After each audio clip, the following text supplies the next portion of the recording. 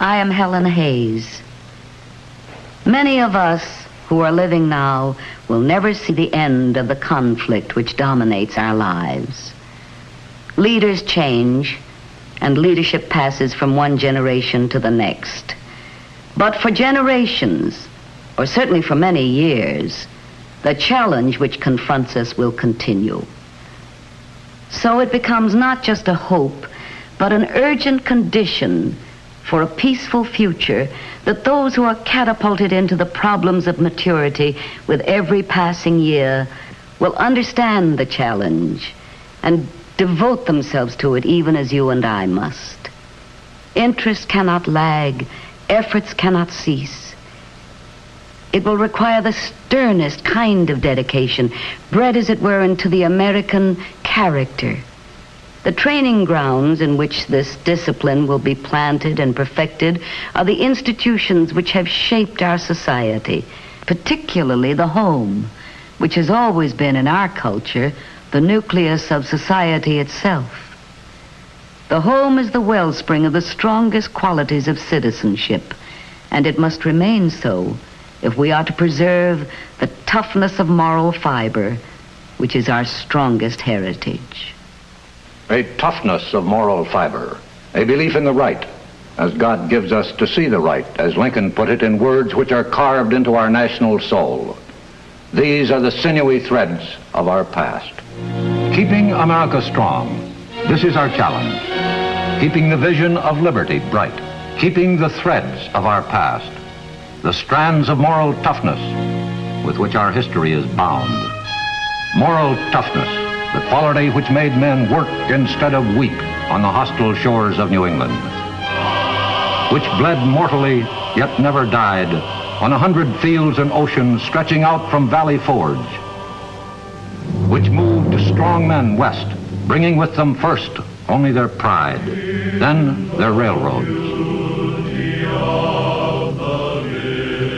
which built cities and governments,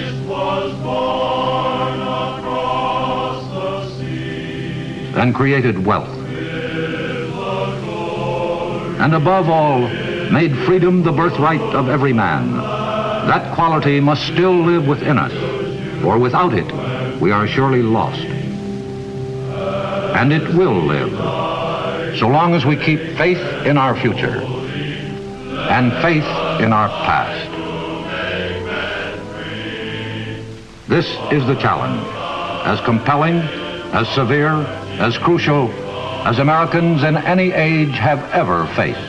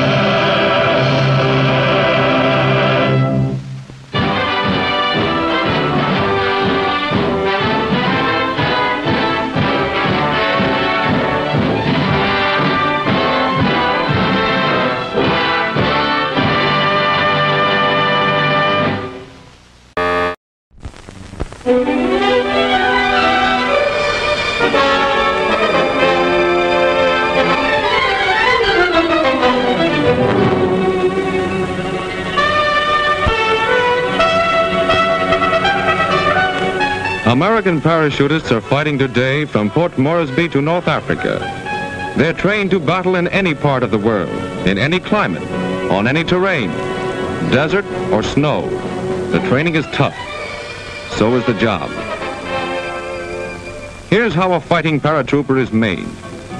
Our man begins by learning to jump, to tumble, to fall.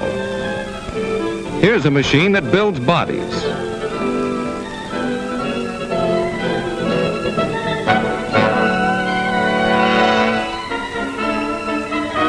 The training gets tougher.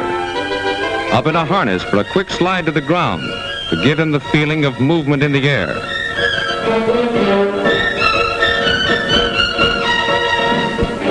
A wind machine is used to fill the practice chute so he can learn to handle his parachute on the ground. Next, he drops from a 200-foot tower in a parachute chair. He gets an idea of height and view. And the sensation of coming down quickly. Now he is closer to the real thing.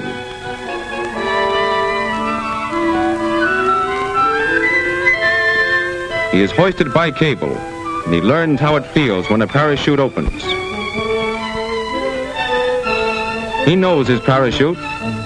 He learns to pack it fold by fold, each in its own place, for compactness and order. To check it, every cord coiled accurately and in position. He gives it scrupulous care, for on his parachute hangs his life. Using a dummy plane, he learns to time his jumps.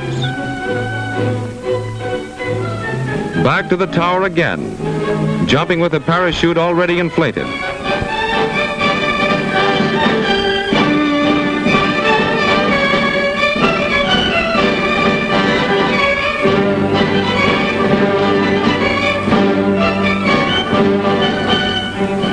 He's ready now and equipped, with a helmet to guard his face from snapping rope lines and high boots to break the landing shock. He's up for final inspection. The plane is ready, and so are the men.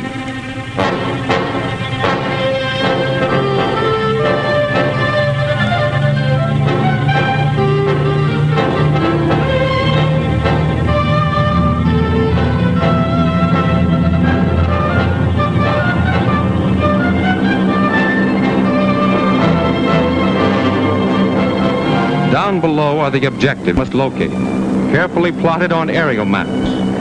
Stand up is the order from the jump master. Hook static lines.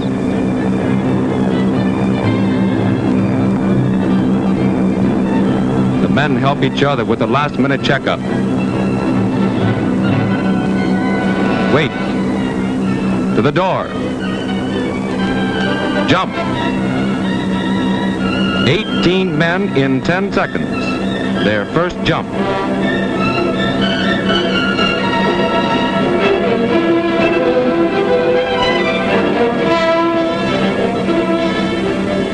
They drift to their objectives, working shroud lines to guide them.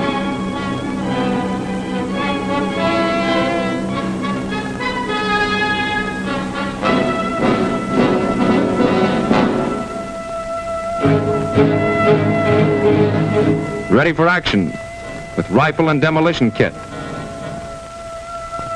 But a paratrooper must be master of many arts.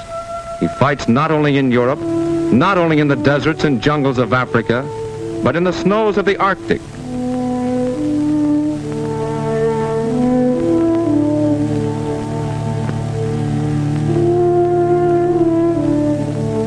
So one company goes back to school again for special ski training, to learn to fight when the thermometer drops to 20 below. New techniques, new equipment, new skills. He learns how to wax his skis.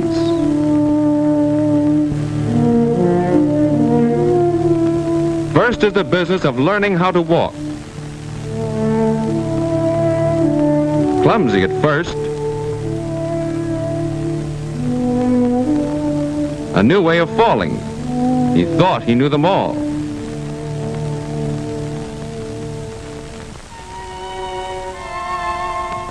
How to brake at high speeds. The snow plow with knees bent, tips of the skis brought together, pressure on the inside edge of the runners.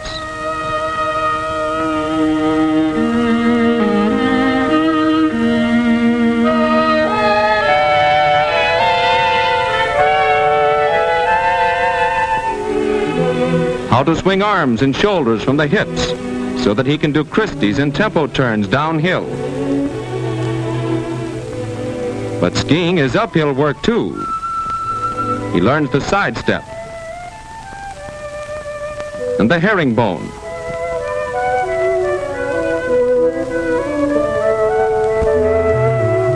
He learns to make a right-about face on skis in deep snow.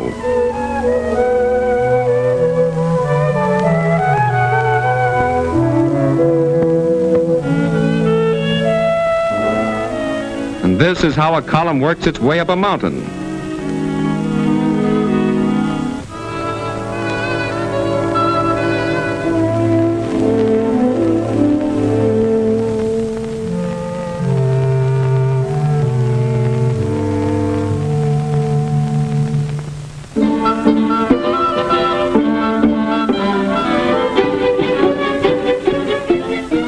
Now he's at home on skis.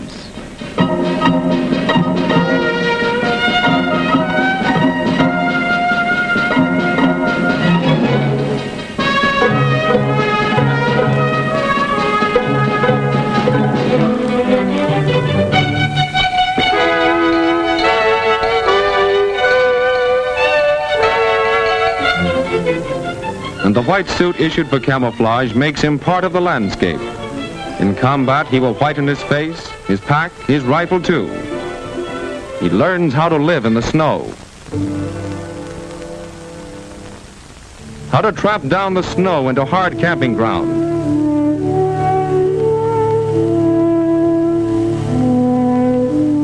He learns to cook with snow.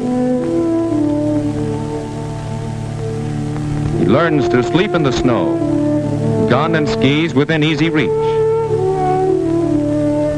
Back to camp and back to parachutes. This time into the aerial packs go skis as well as guns. The next jump will combine the old and new training.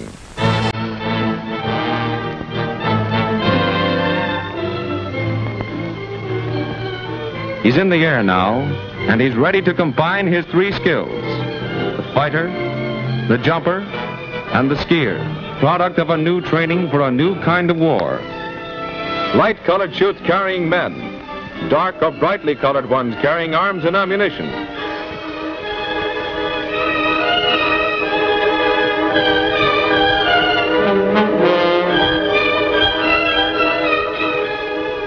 It's an odd graduation, this, into the strangest field of ultra-modern war. These men are ready for it. Hand-picked volunteers, parachute specialists, soldiers trained to fight around the world.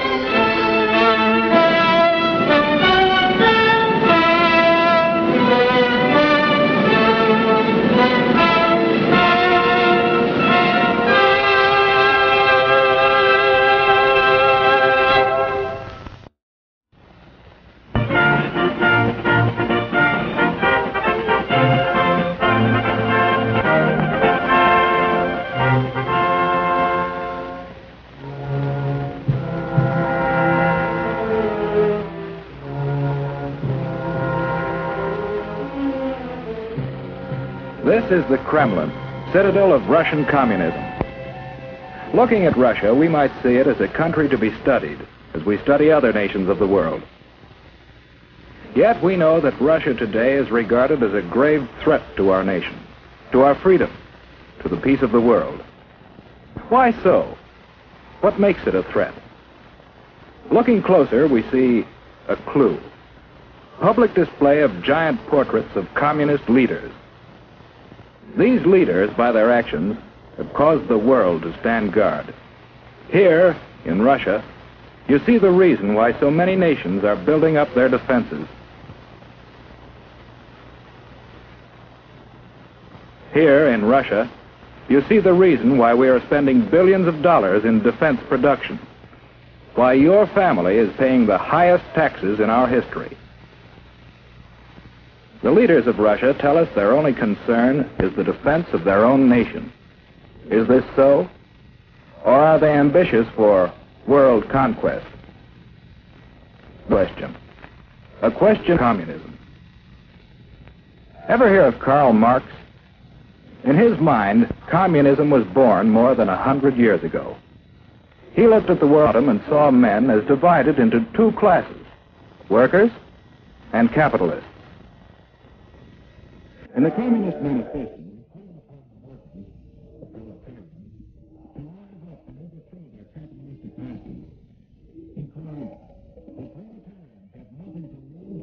change. of all countries, unite. This is the promise of the challenge of communism.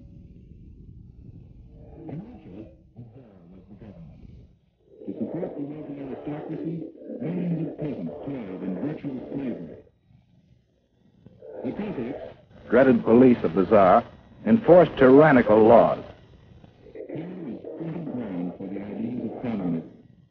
For here indeed, the people have nothing to lose but their shames. The shames of the imperial government. In 1914, the Tsar sent his troops into the war that swept Europe. For more than 2 years they fought. While at home, people suffered from shortages. What about the despotism and corruption of the imperial government? The people grew their bodies only a strong army could sustain the Tsar in power.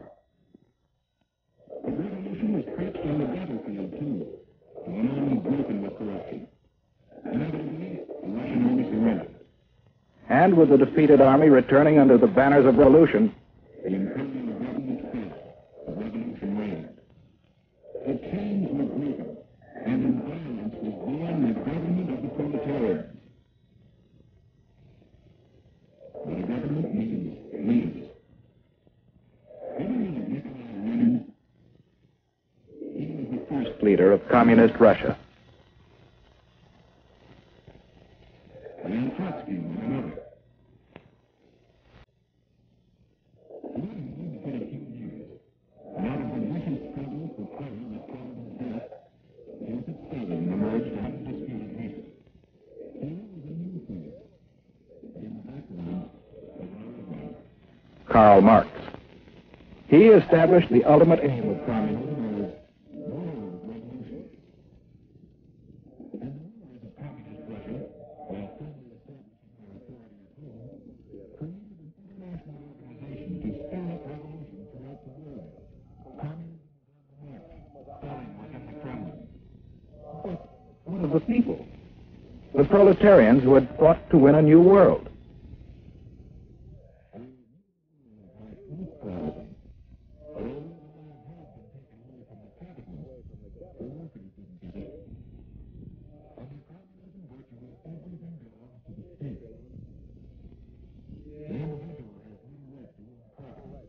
The plan is over. His employer.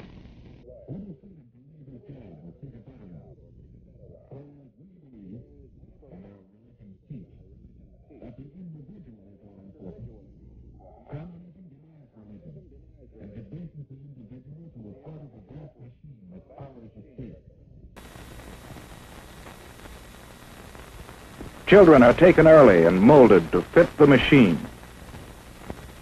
Here is no search for truth. The government writes the textbooks, and the children are taught to accept communism and their fate without question. The Kremlin runs all elections, and the outcome is always the same. If anyone dares to disagree, he's given a speedy trial without benefit of jury. Such traitors may be immediately executed or sent off to prison.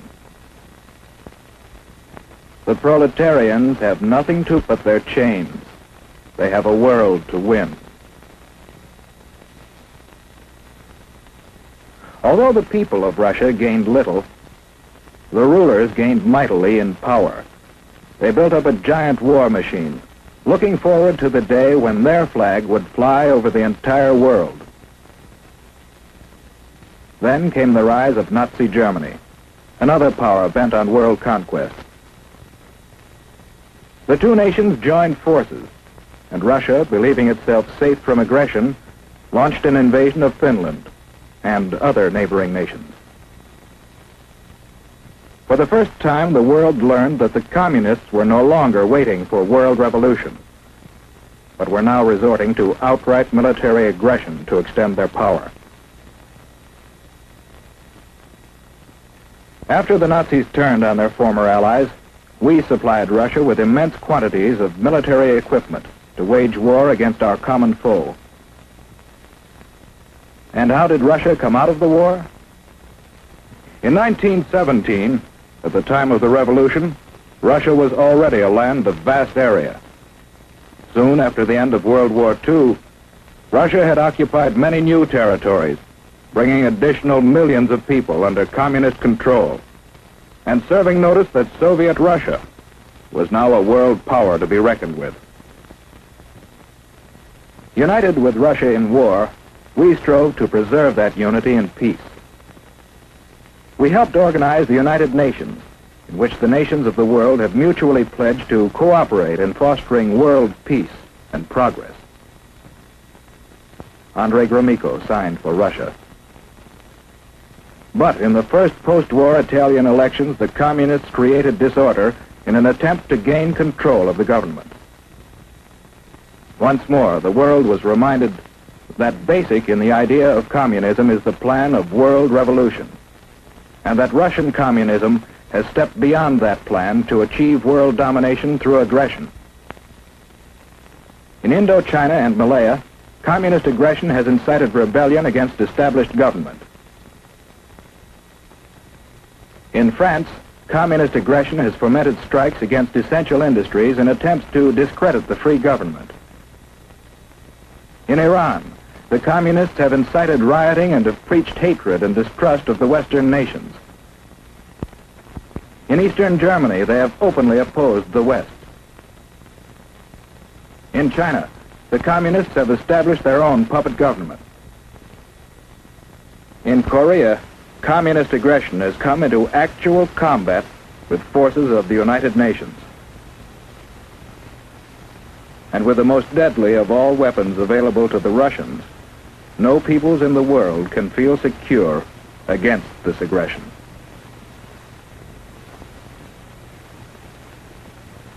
How are we meeting this challenge?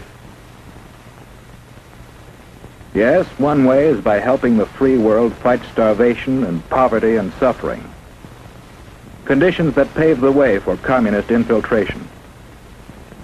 We are also supplying equipment for the free nations to develop their own resources and raise their living standards. Another way we are meeting the challenge is by military alliance with some of the other free nations for mutual aid in opposing direct communist aggression. And we are building up our own military defense. But do these preparations mean that we have abandoned hope for peace? No. In the United Nations, we are continually seeking a workable plan for living in peace with communist Russia. Because we want peace. But we do not want this.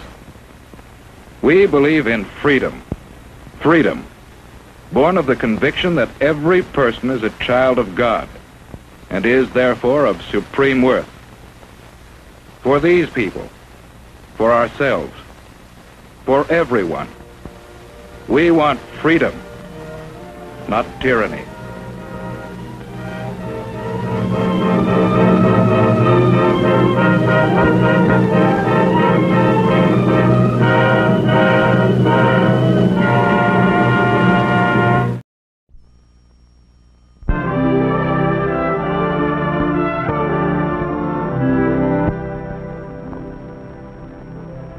Our story begins. He is headed for the old fishing hole. Uh-oh. Too bad. Freddie had helped his mother make soft soap to sell to their friends and neighbors. Shucks, if I didn't have to work. Think of all the fun I could be having.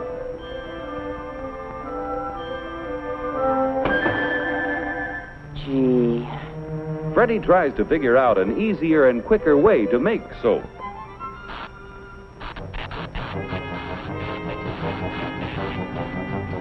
He goes to work to make his dreams of fun come true.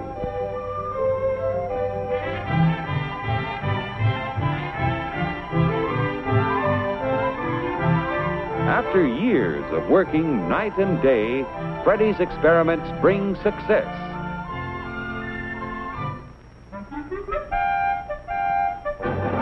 Soap in cakes. Pretty soon, word gets around to the housewives who want shorter, easier wash days and cleaner clothes. Freddy's soap is just what they need.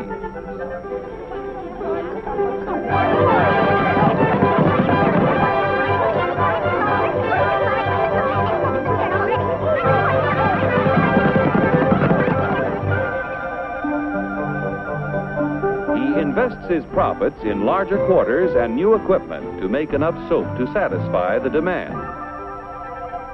Finally, his dreams come true. Time off for fun on Saturday. Hey, Freddy, a guy can fish anytime.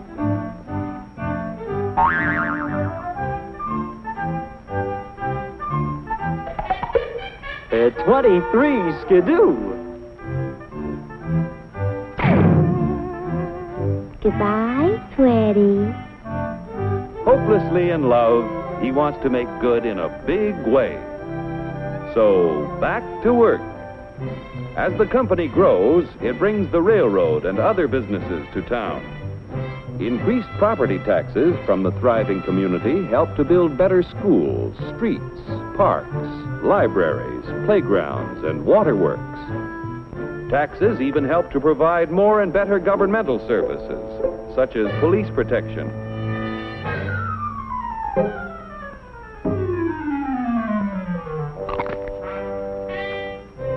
Before long, Freddy becomes a successful businessman. And, incidentally, a successful husband and father.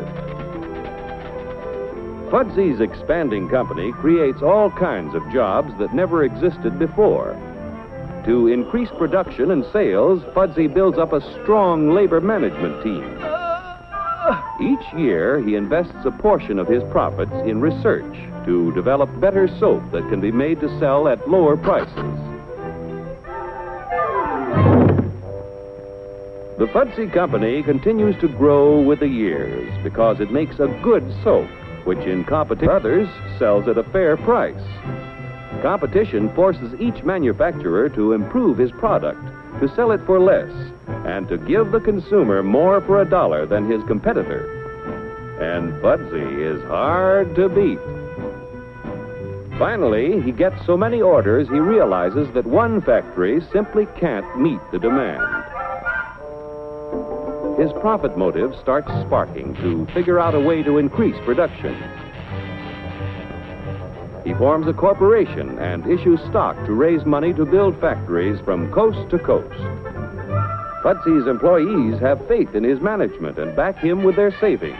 Banks loan depositors money to help finance the expansion program. Insurance companies loan the funds of their policyholders to help build the factories. Stock exchanges act as a clearinghouse for people from all walks of life to buy securities. Before long, everybody gets plenty of soap. At last, Fudsy's success is complete. Soap City. The profit motive, which drove Fudsy to accomplish so much, may bring out the evil as well as the good. Hello? Fudsy, old boy, I've got a great idea. Between us, we control 70% of the country's soap sales. Yeah, but quiet. Let's see what's cooking. I smell trouble. Let's raise and fix our prices. Controlling 70% of the market where we'll clean up. Terrific. We'll make millions. Millions. Go. Quiet. Okay, Sam, it's a deal. You'll be sorry. Fudsy and Sam Sudso raise and fix prices, but the result is not what they expect. A competitor comes along with a good bar of soap that sells at a lower price.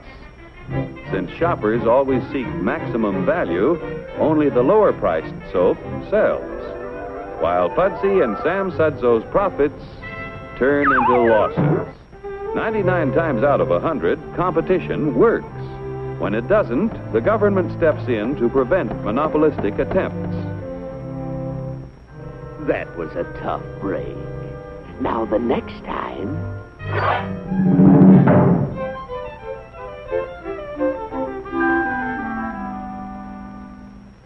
Only a business operating at a steady profit can give its workers security and employee benefits. Operating at a profit, a business can provide the employee with comfortable, colorful working conditions. High wages and steady employment. First aid and health protection. Accident and life insurance. Time off for vacations. The employee working for a profitable business can maintain a savings account, own his own home, and have plenty of leisure to enjoy the peace and quiet of family life. When investors receive fair dividends, they are eager to supply industry with a steady flow of capital to create new tools and plants, which in turn create new jobs. With business prosperous and employment high, the farmer has a ready and profitable market for the sale of his produce. When businesses all over the country operate at a steady profit, our economic health is tops. Billions in taxes paid out of profits flow into local, state, and governments. The profit motive has been the driving force back of the growth of American industry. The American system of free enterprise will give the young people of today the freedom of opportunity to develop ideas which will make a better way of life for the children of tomorrow.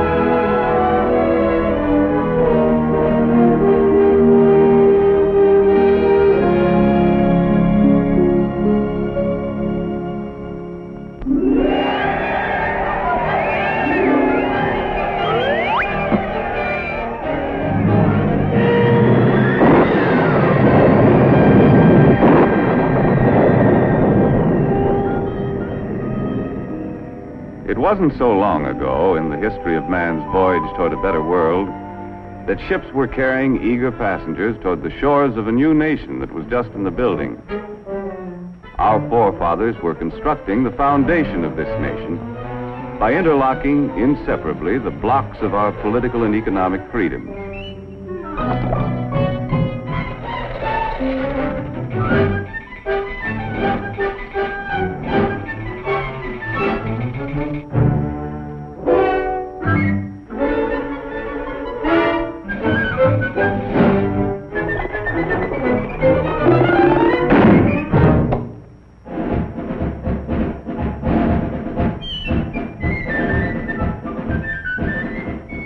Life our forefathers established on this foundation of freedoms drew people from the far corners of the earth, and all those who set foot on these shores had the opportunity to build a better life for themselves.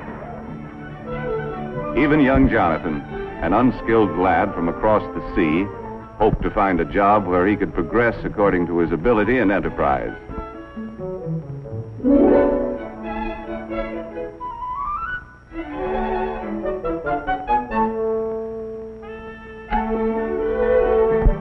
As the years passed, Jonathan's earnings increased, but he still felt that for a man of his skill, it was about time for another raise. Mr. Blessgravy, Am I not the best crown rounder and brim trimmer in ye business? Mm-hmm. Then verily, methinks I am worth more moolah. That you are, Jonathan.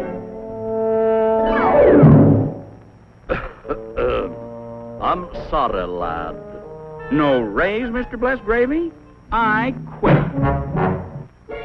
Sales and profits down. Phooey, I could run ye business better myself.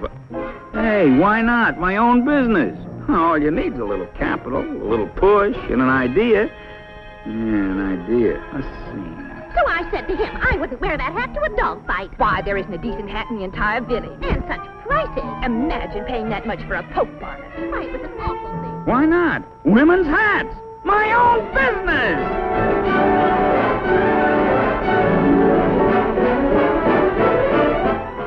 Fortunately, Jonathan was thrifty enough to keep a little nest egg for such an emergency. Well, the cost of the building took care of the nest egg. And there was nothing left to pay for the necessary tools and equipment. But happily, Jonathan had a good reputation. And, as his idea promised a profit, his friends and neighbors were willing to invest some of their savings in his new business.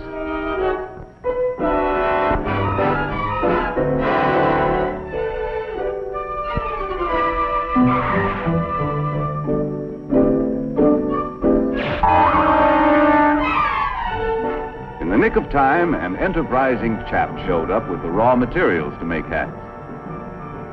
And before long, Jonathan was open for business. First, he had to advertise. Shop at Bonton, it's the spot. 12 new hat styles, that's a lot. Ladies, get that new hat drill. 30 days to pay your bill. As an expert salesman, Jonathan demonstrated the superior style and quality of his product. He set a price for his creations that the consumer was willing to pay, and sales dollars poured in from satisfied customers. Jonathan had big dreams of the wonderful rewards of being in business for himself. But before he could buy what he wanted, his employees' wages had to be paid. He had to pay taxes.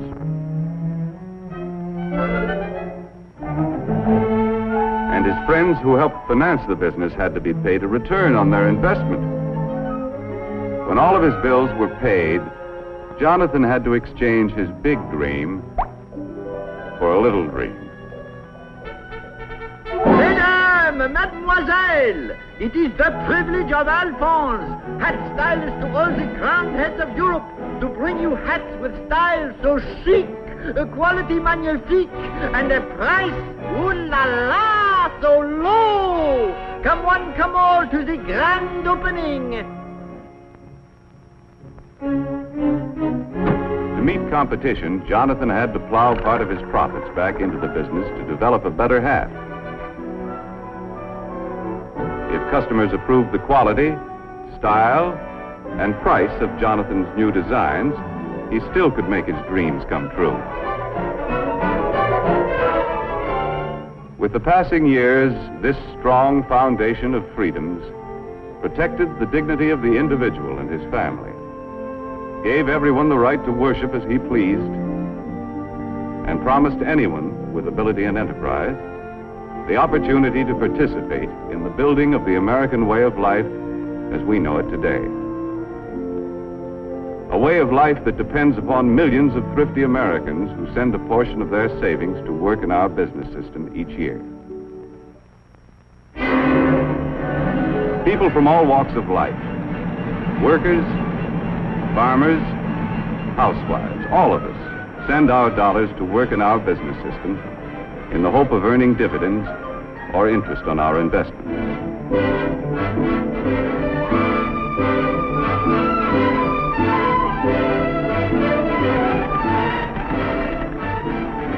Anyone who has an insurance policy, a bank deposit, or a share of stock is helping to finance our business system. A constant stream of savings dollars must flow into big and small business each year. These dollars help to buy the land, the buildings, the tools and equipment, and create new job opportunities for our expanding population. The goods we produce are distributed to main streets all over the country. While the Main Street of today doesn't look much like the Main Street of Jonathan's time, the principles of our business system remain the same. For businessmen still compete with one another for the consumer's supply of spendable dollars. And Mrs. Consumer is still mighty critical of everything she buys. Uh-oh, competition.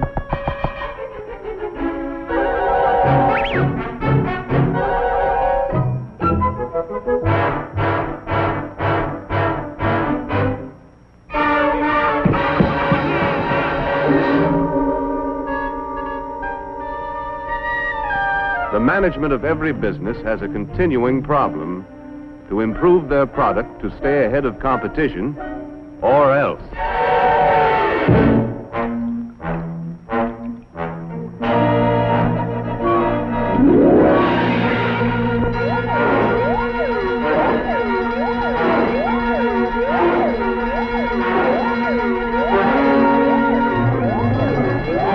Okay, men, this is it. Quick Chill's got the ball. We've got to get it back. Give them that new product play. More style, better quality, new features, and at the right price. Hit the line, men. Let's go. Micrometer, wrench, file, caliper, slide rule. In addition to creating a better product, management develops new tools and more efficient methods to help workers turn out more boxes to sell at a price Mrs. Consumer will pay.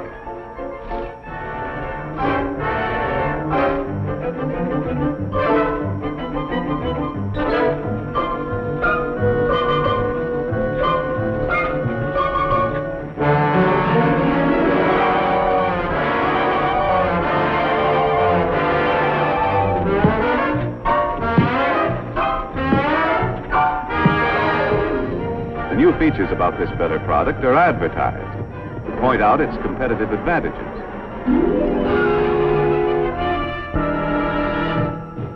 The Auto Magic Perma-Freeze, with plenty of room for groceries galore. The Auto Magic Perma-Freeze, with the super duper store-o-matic door. Just press the button for your ice, a feature that is new, and extra space all over the place for other items too. In the Auto Magic Perma-Freeze, so see your dealer right away. Get a Perma-Freeze today. Ah, yes, dear lady. Perma-Freeze is your kind of refrigerator.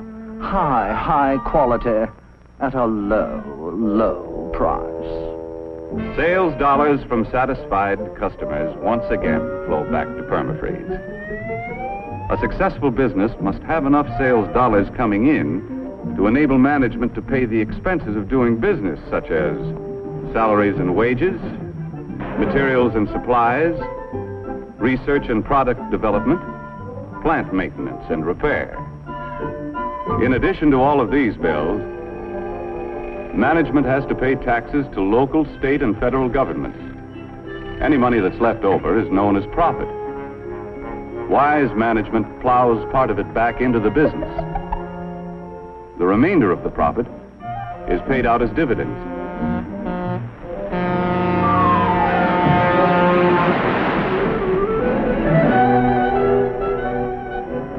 These dividends are sent back to investors as a reward for risking their savings in the American business system.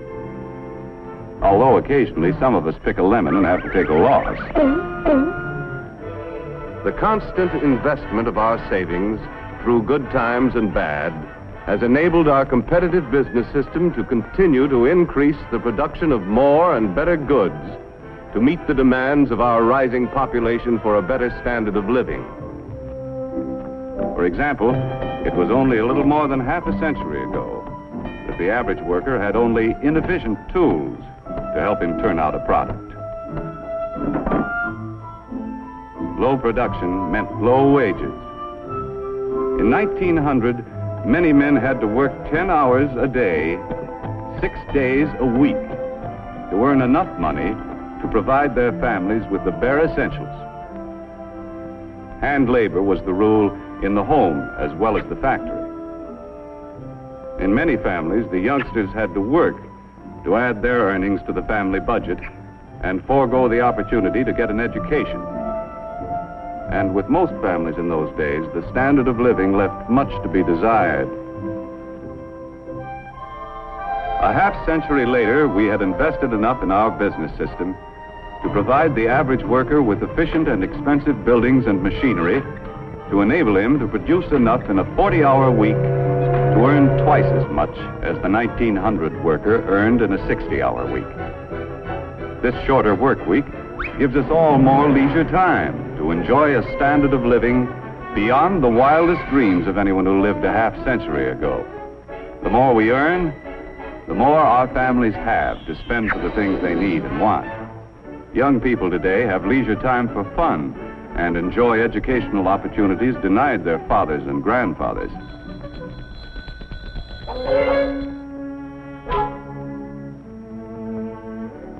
And fortunately, we have been able to raise our standard of living without sacrificing the spiritual side of life, which means so much to the American family.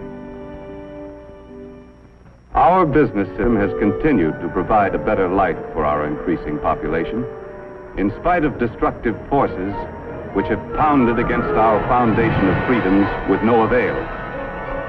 However, wars, or the threat of wars, interrupt the normal operations of our competitive business system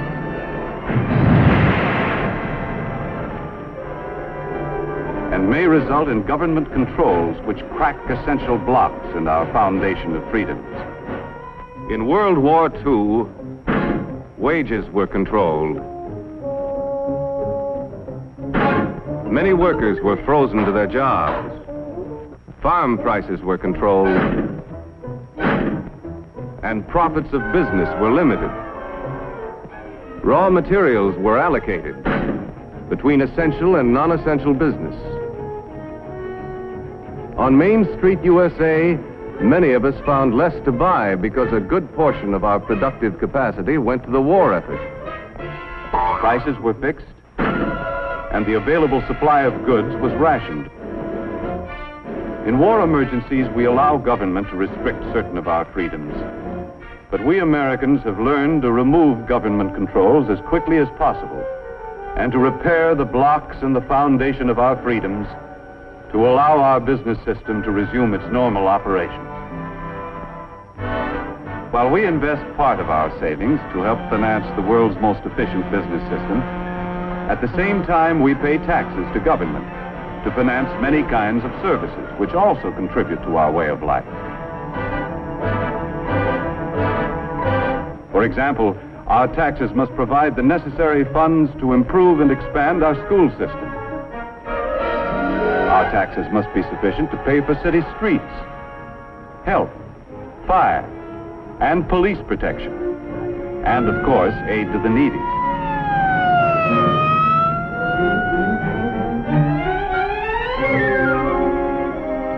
Our state taxes help pay for highways, educational institutions, and among other things, help to finance important experiments to increase the productivity of our farms.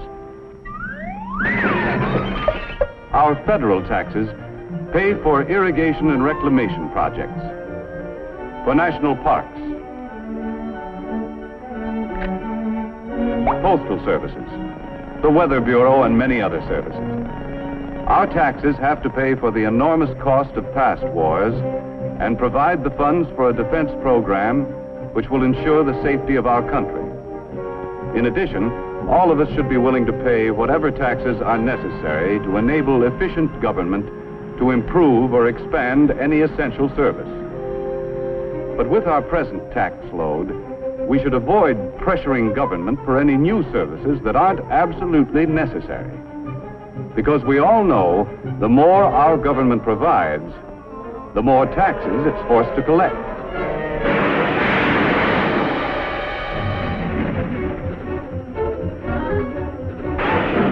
None of us can escape.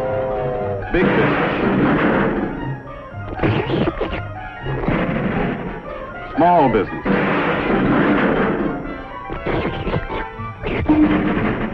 Farmers.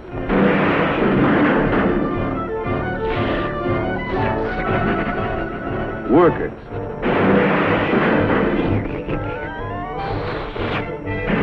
Housewives and all of us have to pay our share. Demanding more and more from government could create a tax burden heavy enough to crack essential blocks in the foundation of our business system. Therefore, we shouldn't let our taxes reach a point where they destroy our ability to save and invest. For as we have seen, our rising standard of living depends upon a constant flow of savings dollars into our business system each year.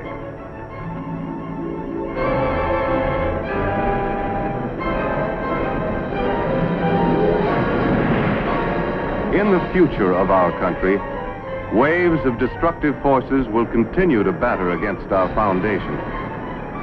When any force weakens the interlocked blocks of our political and economic freedoms, as good citizens, we must be quick to use the tools our Constitution gives us and repair any cracks that may appear.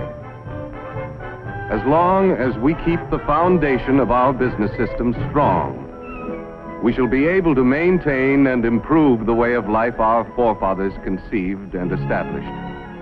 A way of life which gave everyone who came to this country the chance to progress according to his ability and enterprise. Like the youth of yesterday, the young people of today deserve the same opportunity to earn success and accomplishment. And on this foundation of freedoms, continue to build a better life for themselves and their fellow man in the world of tomorrow.